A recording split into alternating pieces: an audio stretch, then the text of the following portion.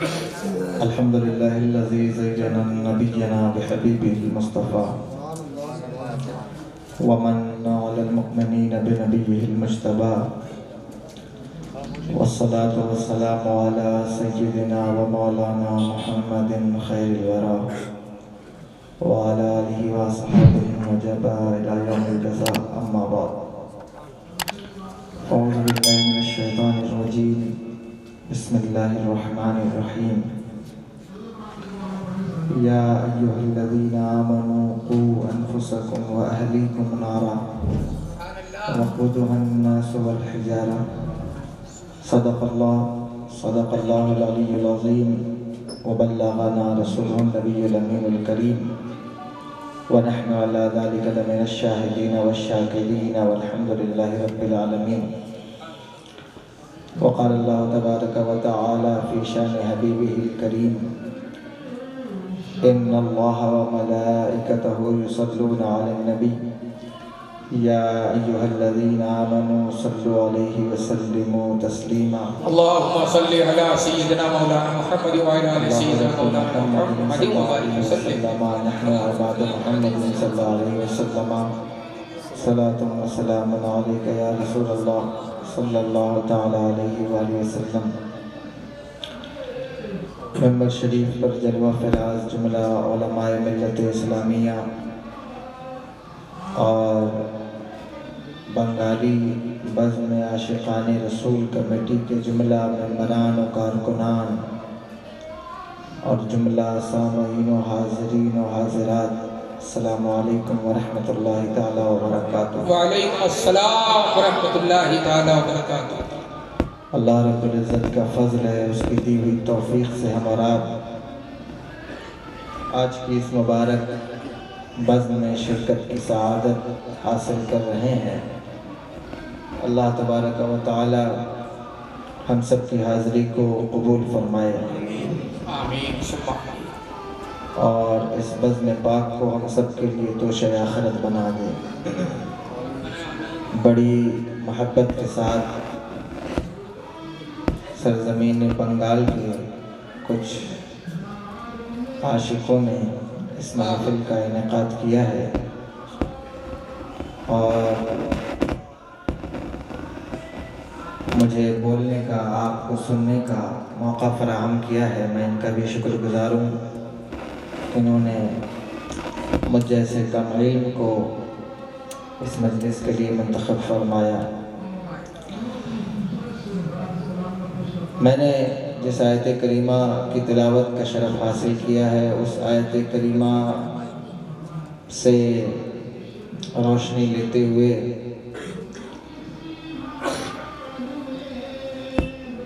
بچوں کی تعلیم و تربیت کے حوالے سے کچھ گفتگو کروں گا.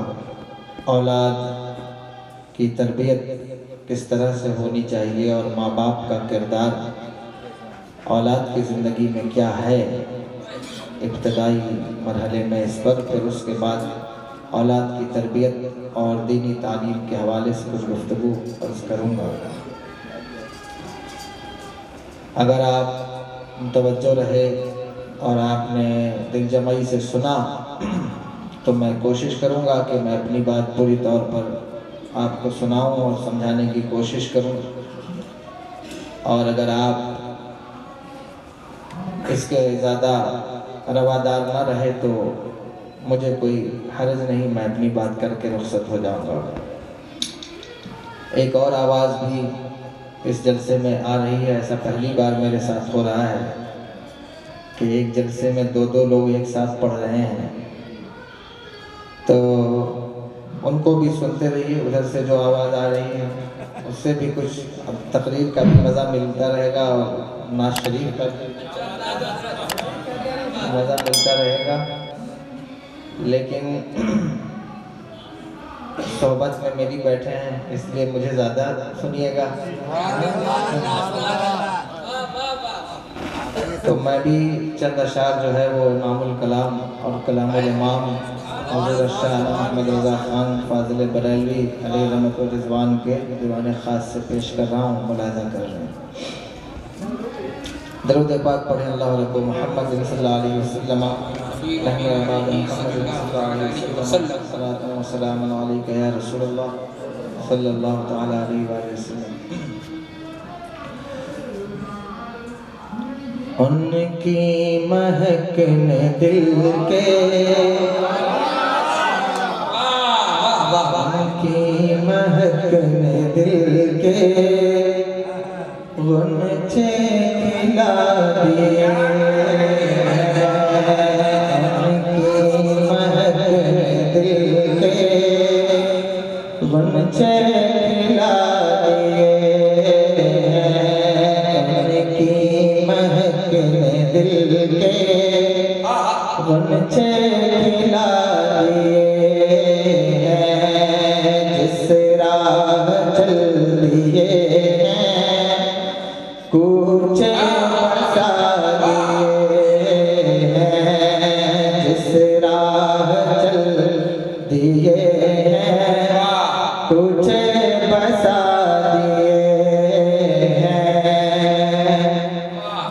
اور میرے کریم سے گر قطرہ کسی نے مانگا، میرے کریم سے گر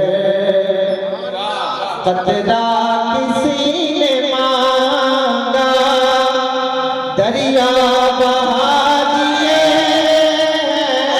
دریا بہا دیے، دربے بہا دیے۔ سبحان اللہ سبحان اللہ، اے زندہ باد زندہ باد سبحان اللہ۔ نعرہ تکبیر، نعرہ رسالت، عشق محبت، عشق محبت، مسلک اعلیٰ حضرت۔ ان کی مہک نے دل کے غنچے کھلا دیے ہیں، جس راہ چل دیے ہیں کوچے بسا دیے ہیں، اور جب آ گئی ہے جوش رحمت پہ ان کی آنکھیں، جب آ گئی ہے جوش رحمت پہ ان کی آنکھیں، جلتے بجھا دیے ہیں، جلتے بجھا دیے،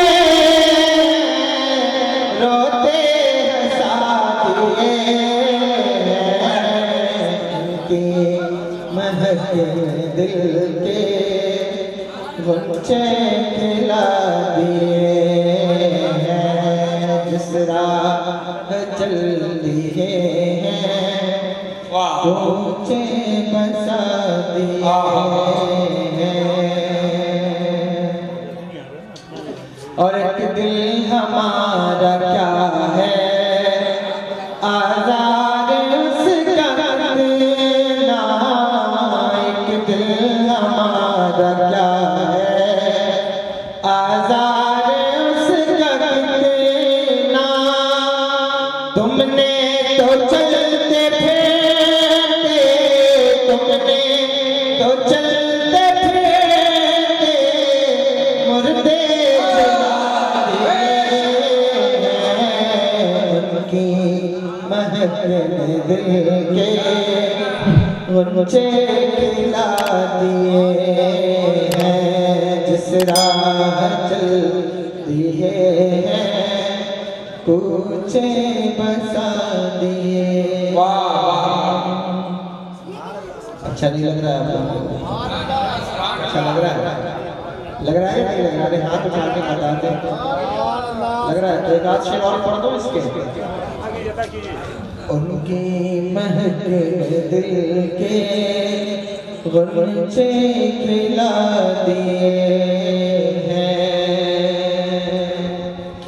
اور ان کے نثار کوئی کیسے ہی رنج میں ہو، ان کے نثار کوئی کیسے ہی رنج میں ہو، جب یاد آ گئی ہے سب غم بھلا دیے ہیں، ان کی مہک نے دل کے غنچے کھلا دیے ہیں، جس راہ چلتی ہیں کوچے بسا دیے ہیں، اور اللہ کیا جہنم ابھی نہ سرد ہوگا، اللہ کا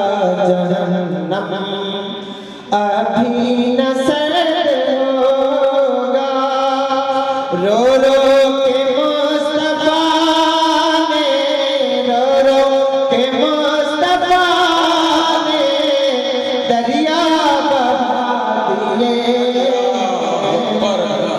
ان کی سبحان اللہ سبحان اللہ کلام اعلی حضرت کلام اعلی حضرت پیغام اعلی حضرت سبحان اللہ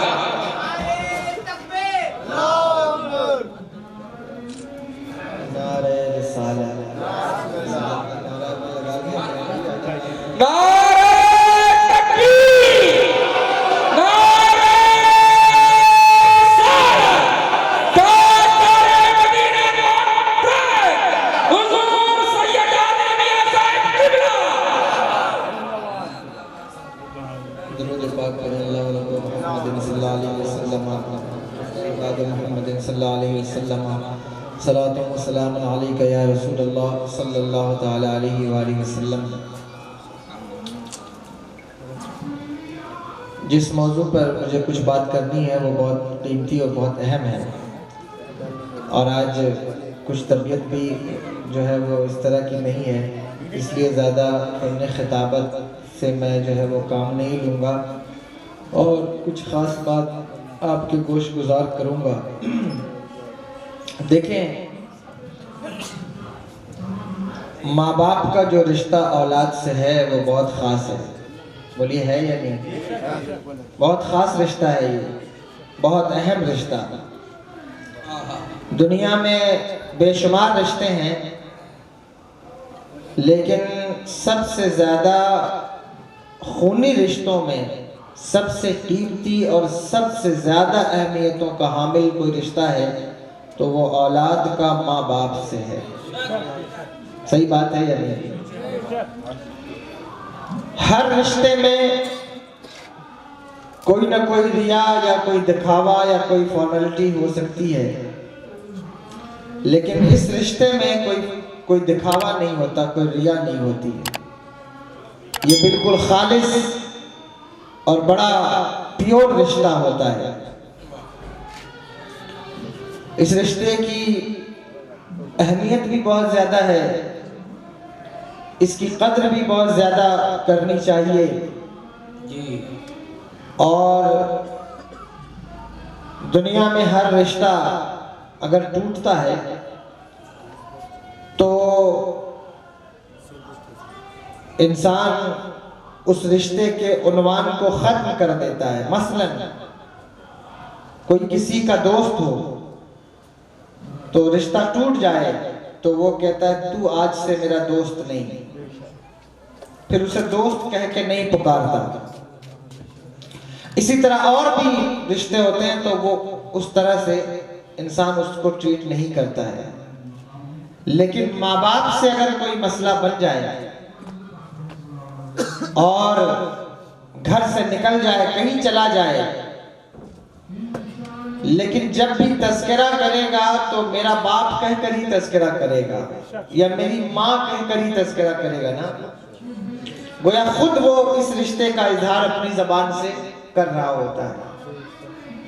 تو بہت سارے رشتے ایسے ہوتے ہیں جو ٹوٹ جاتے ہیں، لیکن یہ جو رشتہ ہے، اور رشتہ توڑنا یہ بڑی خطرناک بات ہے، یہ بھی ضمن بات آ گئی کہ جو لوگ قطع رحم کرتے ہیں، رشتہ توڑتے ہیں اور رشتے ختم کرتے ہیں، منقطع کرتے ہیں، یہ بھی بڑے عجیب لوگ ہیں۔ رشتہ جوڑنے کی کوشش کیا کریں، رشتہ توڑنے کی کوشش نہ کیا کریں، رشتہ جوڑیں توڑیں نہ۔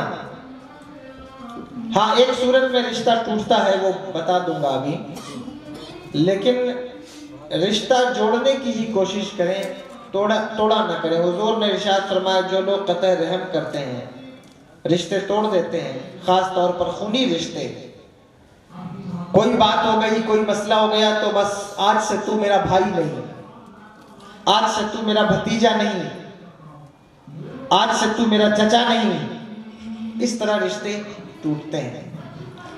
حضور فرمائے کہ یہ جو مقدس پاک راتیں آتی ہیں، شب قدر ہے، شب برات ہے، ہوتی ہے نا، قیمتی راتیں ہیں، اس رات میں لوگ بہت شارٹ کٹ مارتے ہیں کہ زندگی میں کبھی نماز نہیں پڑھتے تو چلو شب برات آئی تو اب ایک دم جو ہے وہ پوری رات میں جتنا ہو سکے اتنی عبادت کر لو۔ تنقید نہیں کر رہا ہوں، لیکن سمجھا یہ رہا ہوں کہ اس رات میں بھی کچھ لوگوں کی بخشش نہیں ہوتی، بڑے بڑے گناہ گاروں کی بخشش ہو جاتی ہے لیکن کچھ لوگوں کی بخشش نہیں ہوتی ان راتوں میں بھی۔ تو ان میں سے جو چند، میرے بھائی چائے اسٹیج پر لا رہے ہیں کیا؟ ہاں تو لے آئیے، کوئی بات نہیں، اسٹیج والے میرے بغل میں ہیں، یہ پیئیں گے تو دکھے گا نہیں، آپ پیئیں گے تو مجھے بھی حصہ ہوگا نا کہ آپ پی رہے ہیں اور میں بول رہا ہوں یار، تو میں بھی پیوں، اور میں بھی پینے لگ گیا تو پھر مسئلہ خراب ہو جائے گا، اس لیے ان کو پلا دیجئے، ان کو بعد میں پلا دیجئے گا۔ تو یہ اس مقدس رات میں بھی کچھ لوگوں کی بخشش نہیں ہوتی۔ سن رہے ہیں آپ یا تقریر شروع کر دیں؟ سن رہے ہیں یا تقریر شروع کر دیں؟ سن رہے ہیں؟ تو ان میں بخشش نہیں ہوتی، ان میں چند لوگ ہیں، ان میں سے ایک وہ بھی ہے جو رشتوں کو توڑتا ہے، رشتے ختم کرتا ہے، قطع رحم کرتا ہے، اس کی بخشش نہیں ہوتی۔ تو ذری ذری بات میں رشتے نہ توڑا کرو، رشتے نہ ختم کیا کرو، اور ذاتی بنیاد پر ذاتی مفاد کے لیے بھی رشتے نہ توڑا کرو، نہ ختم کیا کرو، یہ اچھی بات نہیں ہے۔ ہاں ایک صورت میں رشتے ٹوٹتے ہیں، وہ محبت رسول ہے صلی اللہ تعالیٰ علیہ وآلہ وسلم، پھر وہاں رشتے ٹوٹ جاتے ہیں، اور وہاں تو پھر ماں باپ سے بھی رشتہ جو ہے وہ ٹوٹ جاتا ہے اگر بات عظمت رسول کیا جائے۔ اور یہ کوئی میرا اپنا خود ساختہ جملہ نہیں ہے، یہ صحابہ کرام کا طریقہ رہا ہے۔ اتنی بڑی بات میں نے کہی ہے تو اس میں کچھ دلیل بھی دوں گا۔ حضرت ابو عبیدہ ابن الجراح رضی اللہ تعالیٰ عنہ صحابی رسول ہیں، تو یہ حضور کی بارگاہ میں آئے تو ان کے ہاتھ میں کٹا ہوا سر تھا۔ کیا تھا؟ بولو بھائی، کٹا ہوا سر تھا۔ تو حضور نے پوچھا کہ ابو عبیدہ یہ کیا ہے؟ کہنے لگے حضور یہ سر ہے۔ کہا یہ کس کا سر ہے؟ کہا میرے باپ کا سر ہے۔ تو حضور نے فرمایا اپنے باپ کو سر کاٹ دیا، عرض کیا حضور یہ میرا باپ تھا، آپ کی شان میں گستاخیاں کرتا تھا، میں اس کی عزت کرتا تھا، میں قدر کرتا تھا کہ میرا باپ ہے، جو بھی ہے باپ تو ہے، تو اس لیے میں اسے کچھ نہیں کہتا تھا، لیکن یہ آپ کی شان میں گستاخی کرتا تھا تو آج اس نے گستاخی کی، مجھ سے برداشت نہ ہوا کہ حضور کا عاشق کھڑا ہو اور کوئی میرے حضور کی شان میں گستاخی کرے، تو میں نے اس کا سر تن سے جدا کر دیا اور یہ پیغام دے دیا کہ جو جان مانگو تو جان دیں گے، جو مال مانگو تو مال دیں گے، مگر یہ ہم سے کبھی نہ ہوگا کہ نبی کا جاہ و جلال دیں گے۔ اس لیے میں نے اس کا سر کا، آپ سمجھ رہے ہیں آپ؟ تو رشتے ایک جگہ کٹ جاتے ہیں۔ حضرت ابو سفیان آئے تو جناب حضرت ام حبیبہ نے بستر بچھا ہوا تھا، بستر موڑ دیا۔ تو جناب ابو سفیان نے کہا بیٹی مجھے پہچانا نہیں، تیرا باپ ہوں اور مجھے دیکھ کے آج بستر موڑ دیا، کیا بہت دنوں کے بعد دیکھا ہے تو مجھے بھول گئی، پہچان نہیں پا رہی ہے؟ کہنے لگی پہچان گئی ہوں اسی لیے تو بستر موڑا ہے۔ کہا کیا میں تیرا باپ نہیں، کیا تیرا مجھ سے خونی رشتہ نہیں؟ فرمایا خون کے رشتے اس وقت تک ہوتے تھے جب تک حضور کو دیکھا نہیں تھا، اب رشتے خون کی بنیاد پر نہیں ہوتے، حضور کی نسبت کی بنیاد پر ہوتے ہیں۔ جس کو حضور سے نسبت ہوتی ہے اس سے رشتے ہوتے ہیں، اور جس کو حضور سے نسبت نہیں اس سے رشتے ختم ہو جاتے ہیں۔ تو رشتے بھی حضور کی نسبت کی بنیاد پر ہوتے ہیں۔ حضور سے رشتہ ہے تو پھر ہم سے بھی رشتہ ہے، اور حضور سے محبت والا رشتہ ختم ہو گیا تو پھر رشتے ختم ہو جاتے ہیں۔ بے شک تو کچھ لوگ اس بات کو ٹارگٹ کر کے یہ بھی کہہ رہے ہوتے ہیں کہ دیکھو حضور نے منع فرمایا کہ قطع رحم کرنا، رشتوں کو توڑنا کتنی خطرناک بات ہے، اور تم رشتہ داریاں ختم کرتے ہو، رشتہ داریاں توڑتے ہو، رشتہ داریاں ختم کرتے ہو، تو کیوں کرتے ہو؟ تو انہیں بتانا رشتہ داری کی نظر، ان کی رشتہ داری کی اہمیت ہماری نظر میں اتنی نہیں ہے جتنی مصطفیٰ جان رحمت کی ہے۔ واہ واہ، سبحان اللہ سبحان اللہ۔ سمجھ رہے ہیں آپ؟ تو یہ بات کر دی میں نے ضمن بات یہ کر رہا تھا کہ رشتے اور جو ہوتے ہیں وہ ٹوٹ جاتے ہیں، لیکن ماں باپ والا رشتہ جلدی نہیں ٹوٹتا، ختم نہیں ہوتا۔ اور ماں کو اسپیشلی ماں کو بچوں سے زیادہ لگاؤ ہوتا ہے، محبت ہوتی ہے، زیادہ لگاؤ ہوتا ہے، زیادہ محبت ہوتی ہے،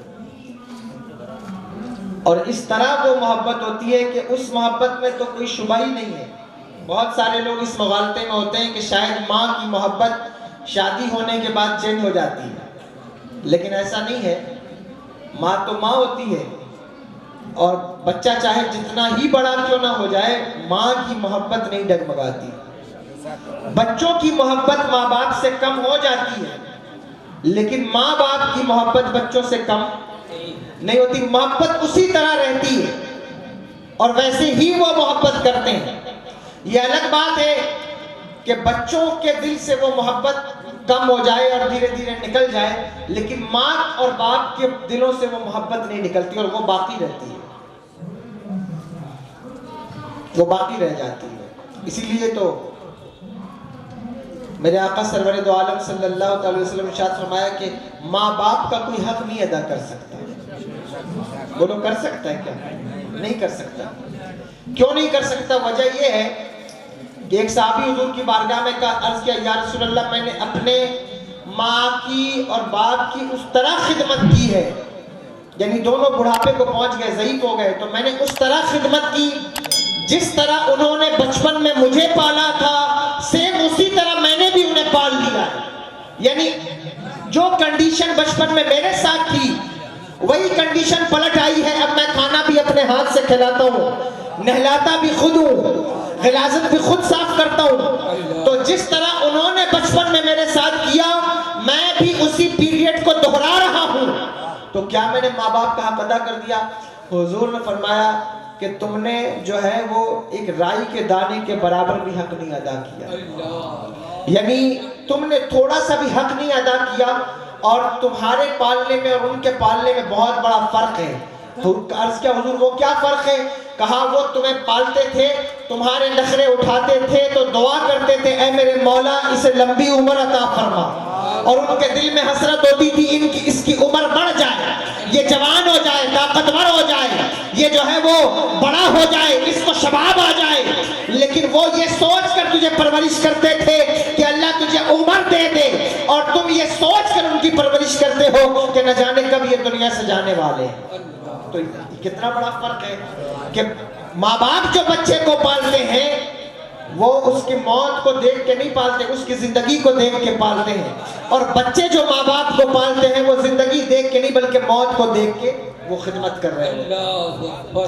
تو یہ جو رشتہ ہے یہ بہت اہم ہے اور بہت قیمتی ہے، اس لیے میں اس پر تھوڑی دیر کچھ بات کروں گا۔ اتنا قیمتی یہ رشتہ ہے کہ ماں اپنے بیٹے کو بچھڑتا ہوا تو دیکھ سکتی ہے، لیکن اسے تکلیف میں نہیں دیکھ سکتی، مصیبت میں بولو نہیں دیکھ سکتی، پریشانی میں بچوں کو نہیں دیکھ سکتی، خود تو الگ ہو جائے گی لیکن بچوں کو پریشانی میں نہیں دیکھ سکتی۔ یہ ہر ماں کے ساتھ یہ بات رہتی ہے۔ حضرت امام اعظم ابو حنیفہ رضی اللہ تعالیٰ عنہ کے دور میں ایک عورت نے بچہ جنا، تو ایک بانجھ عورت نے دائی سے سٹنگ کر کے اسے رشوت دے کے اس بچے کو چرا لیا، سمجھ رہے ہیں؟ ایک عورت نے بچہ جنا، پیدا ہوا بچہ، تو جس دائی نے بچے کو پیدا ہونے میں مدد کی، اس کو رشوت دے کے اس بانج عورت نے اس بچے کو چرا لیا اور لے لیا، کیونکہ وہ بانج تھی۔ تو اس کی ماں کو، جو اصل ماں تھی، اسے پتا چل گیا اور اس نے دعویٰ کیا کہ میرا بچہ ہے۔ تو اس عورت نے بھی دعویٰ کر دیا کہ نہیں، یہ میرا بچہ ہے۔ تو یہ مسئلہ حضرت امام اعظم ابو حنیفہ رضی اللہ تعالیٰ عنہ کی عدالت میں آیا۔ توجہ ہے؟ سن رہے ہیں میری بات؟ تقریر تو آپ روز سنتے ہوں گے، روز ہی خطاب ہوتا ہوگا جبل پور میں۔ اب دیکھیے ایک ہی وقت میں 2 خطاب ہو رہا ہے، پیچھے اور آگے۔ تو مجھے نہیں معلوم روز کتنے خطاب ہوتے ہوں گے، لیکن جو بات میں کہہ رہا ہوں وہ بات بہت اہم ہے، اس کو سنیں اور سمجھیں۔ تو اس نے جو ہے وہ عدالت میں ان کے کیس آیا حضرت امام اعظم ابو حنیفہ رضی اللہ تعالیٰ عنہ کے۔ جب کیس آیا تو حضرت امام صاحب نے پوچھا اس اصلی ماں سے کہ تیرے پاس کوئی دلیل ہے کہ یہ بچہ تیرا ہے؟ اس نے کہا اس دائی کے سوا میرے پاس کوئی دلیل نہیں ہے، یہ دائی کھڑی ہے، یہی دلیل ہے میرے پاس، یہی گواہ ہے۔ امام صاحب نے کہا اس کے علاوہ کوئی نہیں۔ تو پھر اس عورت سے پوچھا جس نے چرایا تھا، جو بانج تھی، اس سے پوچھا تیرے پاس کوئی دلیل ہے؟ اس نے کہا میرے پاس بھی کوئی دلیل اور گواہ نہیں سوا اس دائی کے، یہی ایک گواہ ہے۔ تو مسئلہ پھنس گیا نا۔ جب پھنس گیا تو امام صاحب نے بچے کو لٹایا اور لٹا کر فرمایا تلوار لے آؤ۔ تو لوگ تلوار لے آئے، امام صاحب نے تلوار نکالی۔ جب امام اعظم ابو حنیفہ رحمہ اللہ نے تلوار نکالی تو جو اصلی ماں تھی اس کے چہرے کا رنگ بدلنے لگا۔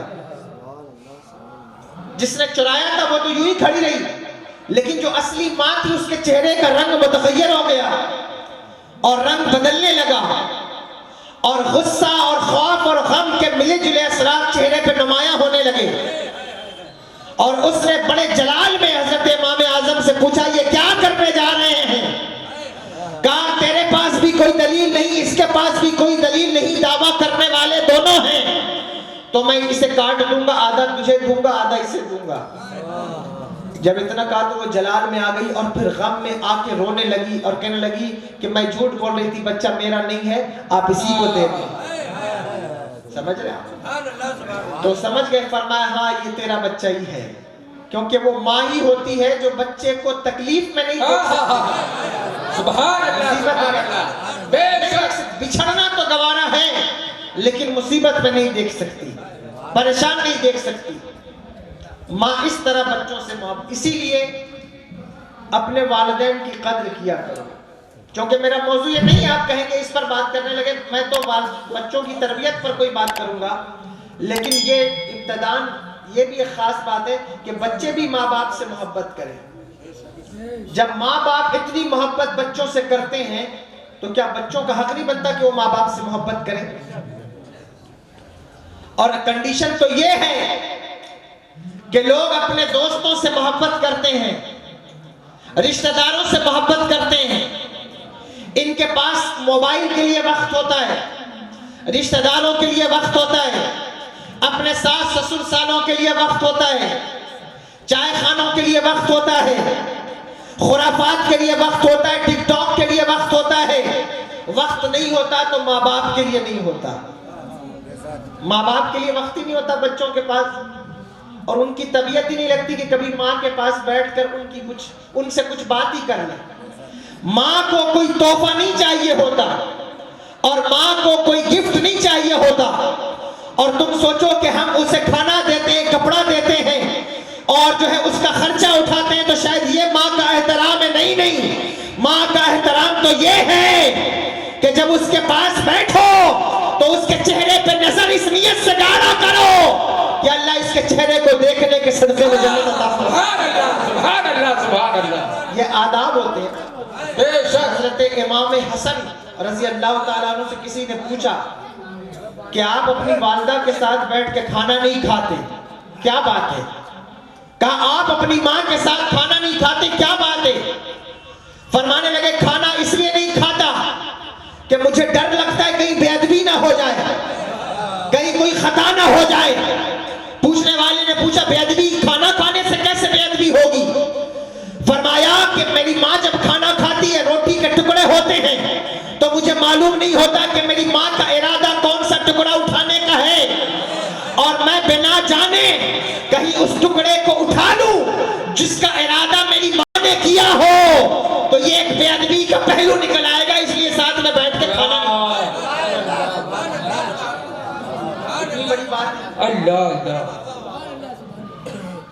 تو یہ ماں باپ کا ادب ہے، ماں باپ کا احترام ہے، اور یہ ماں باپ جب دنیا سے چلے جاتے ہیں تو پھر ان کی کمی بہت کھلتی ہے اور بہت انسان کو پریشان کرتی ہے، انسان بہت، اور ہر انسان جو بچہ ہو چھوٹا ہو، ماں باپ کا سایہ سر سے اٹھ جائے، پھر اللہ اسے بلندی دے، طاقت دے، سرمایہ دے، علم دے، اسے کامیابی عطا فرمائے، تو ہر بندہ سوچتا ہے کہ کاش آج میرے والدین زندہ ہوتے تو انہوں نے میرا بچپن دیکھا تھا، میری جوانی بھی دیکھتے، انہوں نے مجھے غریب دیکھا تھا، مجھے امیر بھی دیکھتے، وہ جب وہ سوکھی روٹیاں کھاتے تھے، آج میرے پاس سرمایہ ہے تو کاش آج وہ موجود ہوتے تو میری یہ امیری اور رئیسی کا دور بھی، ہر انسان سوچتا ہے۔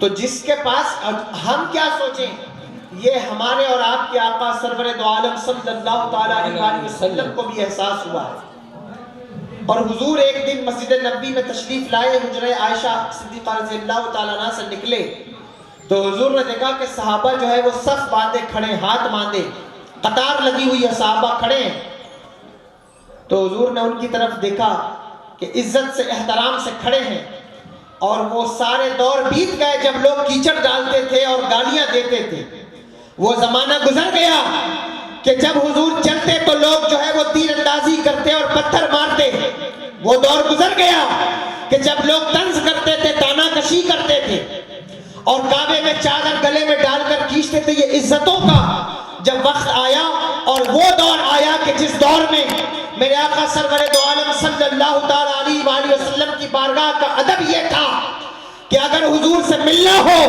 تو پہلے گھر جاؤ، جو لو اور اسے صدقہ کرو، پھر حضور کی بارگاہ میں آ کے ملاقات۔ تو یہ جب حضور باہر نکلے تو دیکھا صحابہ کھڑے، تو حضور کی نظر پیچھے چلی گئی وہاں اپنی ماں کے پاس۔ حضور کی والدہ کا انتقال 6 سال کی عمر میں ہو گیا، حضور تشریف لائے تو اس سے پہلے والد گرامی تشریف لے جا چکے تھے، اور 6 سال کی عمر میں والدہ کا وصال ہو گیا۔ توجہ ہے؟ تو اب 6 سال کی عمر کیا ہوتی ہے بتائیے؟ اس 6 سال کی عمر میں حضور کی والدہ کا سایہ سر سے اٹھا، اور وہ بھی مکے سے دور ایک ریگستان میں، عجیب وادی میں، وہاں حضور کی والدہ رخصت ہوئی، تو حضور مکے آ گئے اپنے دادا کی کفالت میں، پھر ان کا بھی وصال ہوا 8 سال کی عمر میں۔ تو اس طرح حضور نے بہت کچھ غم دیکھا تھا، مصیبتیں دیکھی تھی، تو آج جب وہ سامنے دیکھا کہ صحابہ کھڑے اور عزت کا دور ہے، اور میں اس دور سے نکل آیا جہاں لوگ گالیاں دیتے تھے، تانے دیتے تھے، تو حضور نے فرمایا کاش کہ آج میری ماں زندہ ہوتی، کاش میری ماں زندہ ہوتی، یا میرے باپ زندہ، یا ان میں سے کوئی ایک زندہ ہوتا۔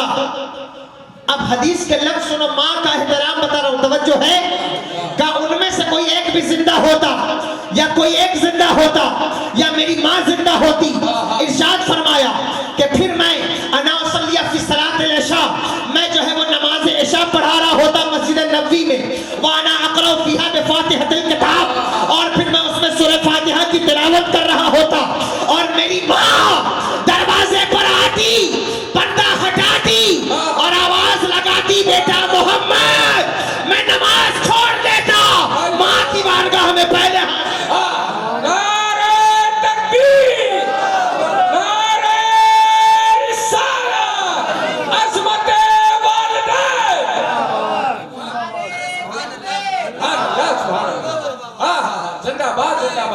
فرمایا نماز چھوڑ دیتا، پہلے ماں کی بارگاہ میں حاضری دیتا، سنتا اور اس کا حکم مانتا، پھر آتا، پھر نماز وہیں سے شروع کر دیتا۔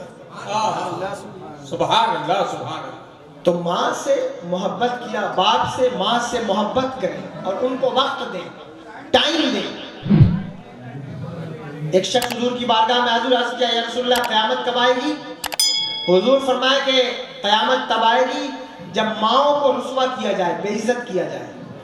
دیکھو آج نوجوانوں کی کنڈیشن کیا ہے، وہ اس طرح ماں باپ سے خطاب کرتے ہیں اور اس طرح بات کرتے ہیں، ایسا لگتا ہے دنیا کا سارا دماغ ان کے ذہن میں ہے اور ساری سیاست اور سارا علم جو ہے وہ ان کے پاس ہے. ماں باپ تو جاہل ہیں، وہ کچھ جانتے نہیں، اس طرح ان سے خطاب کرتے ہیں.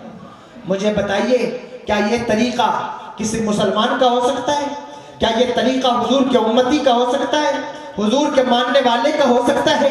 کیا اپنے ماں باپ کو اس طرح ٹریٹ کرنے والے یہ امید لگائے بیٹھے ہیں کہ وہ جنت کے حقدار ہوں گے؟ ارے خدا کی قسم، جنت تو بہت دور کی بات ہے. جو ماں باپ کا دل دکھائے گا وہ جنت کی خوشبو بھی نہیں پائے. اس لیے اپنے ماں باپ سے پیار کرو اور ان سے محبت کرو، ان سے محبت کرو، ان کو اپنا وقت دو، ان کے پاس ٹائم بتایا کرو. یہ محبت ہوتی ہے، ماں کی خالص محبت ہوتی ہے اپنے بچوں سے. تو یہ اتنی بات تو میں نے، تقریر کا وقت اس میں جا رہا ہے پورا، میں اپنی بات کی طرف آ جاتا ہوں کہ مجھے اصل بات یہ کرنی اولاد کی تربیت کے حوالے سے، لیکن یہ بات میں نے اس لیے کہہ دی کہ آپ اس کو سمجھیں. لوگ باباؤں کے پاس، پیروں کے پاس اپنا وقت تو دیتے ہیں لیکن ماں کے پاس اپنا وقت نہیں دیتے. ایک انسان وہ 40 دن چلہ کاٹنے چلا جاتا ہے اور ماں گھر میں پڑی ہوئی ہے. پیروں کے پاس بھی لوگ چلے جاتے ہیں اور ماں گھر میں پڑی ہے. دیکھو حج کرنے بھی کوئی چلا جائے نا، ماں باپ کو کا فرمان نہ ہو، نافرمان ہو اور چلا جائے تو حج بھی قبول نہیں ہوتا. ایک اللہ کے ولی تھے، ماں ان کی گھر میں رہتی تھی، بیمار تھی، ان کی خدمت کرتے تو ان سے اجازت لی کہ میری ماں مجھے اجازت دے دے، میں حج کے لیے جانا چاہتا ہوں. ماں نے کہا بیٹا اگلے سال چلے جانا. پھر اگلا نیکسٹ ایئر آیا تو پھر پوچھا ماں چلا جاؤں؟ کہا اگلے سال چلے جانا. تو جب تیسرا سال آیا تو ماں سے نہیں پوچھا، خدام لگا دیے، خادم لگا دیے کہ ماں کی خدمت کریں، اور خود بنا بتائے نکل گئے. جب نکل گئے تو ماں نے شام کو پوچھا کہ کہاں گیا بیٹا؟ پتہ چلا گیا. تو بس اتنا کہا اے اللہ نکل تو گیا ہے لیکن حرم کی سرحد میں داخل نہ ہونے پائے. توجہ ہے سننا، کہا حرم کی سرحد میں داخل نہ ہونے پائے. بہت قیمتی بات کر رہا ہوں آج آپ سے. تو جب وہ اگلے گاؤں میں پہنچے تو رات کا وقت تھا، رات ہو رہی تھی، تو انہوں نے سوچا چلو رات میں مسجد میں عبادت کر لیتے، صبح سفر جاری رکھیں گے. مسجد میں چلے گئے اور مسجد میں جا کر عبادت کرنے لگے. اتفاقاً اسی دن اسی گاؤں میں چوری ہوئی اور چور دوڑ کر مسجد کی طرف بھاگا، باؤنڈری کود کر اندر آیا اور نکل گیا. لوگوں نے دروازہ کھولا اور مسجد میں داخل ہوئے، یہ سوچ کر کے چور مسجد میں داخل ہوا ہے اور ان کو پا لیا. ان کو دیکھا تو ان کو پکڑ لیا اور پکڑ کر بہت مارا، اتنا مارا کہ بے حال کر دیا. اور پکڑ کر اسی وقت قاضی شہر کے پاس لے آئے کہ دیکھیں یہ چوری بھی کرتا ہے اور مسجد میں سجدوں کا ڈھونگ بھی کرتا ہے. قاضی صاحب نے کہا اگر صرف چوری کرتا تو ہاتھ پیر کاٹتا، لیکن چوری بھی کرتا ہے اور عابد کا ڈھونگ بھی کرتا ہے، لہذا اس کے ہاتھ بھی کاٹو، پیر بھی کاٹو اور اس کی آنکھیں بھی نکال لو. تو ہاتھ بھی کاٹے گئے، پیر بھی کاٹے گئے اور آنکھیں بھی نکال لی گئی. توجہ سے سن رہے ہیں آپ؟ آنکھ بھی نکال لی گئی. آپ سوچیں، اور ایک ندا دینے والا کھڑا ہوا اور کھڑے ہو کر اس نے آواز لگائی ہے لوگوں دیکھو ایک چور کا کیا انجام ہوتا ہے. تو اس ولی نے چیخ کر کہا او یہ آواز نہ لگا کہ یہ چور کا انجام ہے، اگر صدا دینا ہے تو یہ صدا دے کہ ماں کے نافرمان کا انجام کیا ہوگا. اللہ ماں باپ کے حکم نہ ماننے والوں کا انجام کیا ہوگا. تمہاری روزی میں برکت نہیں، تمہارے کاروبار میں برکت نہیں، تمہارے پاس صحت نہیں، تمہارے پاس سرمایہ نہیں، تمہارے پاس حکومت نہیں، تمہارے پاس اقتدار نہیں، تمہارے پاس ثروت نہیں، تمہارے پاس جاہ و حشمت نہیں، تمہارے پاس رنگ و رعنائی نہیں. تم سمجھتے ہو حکومت کا دوست ہے،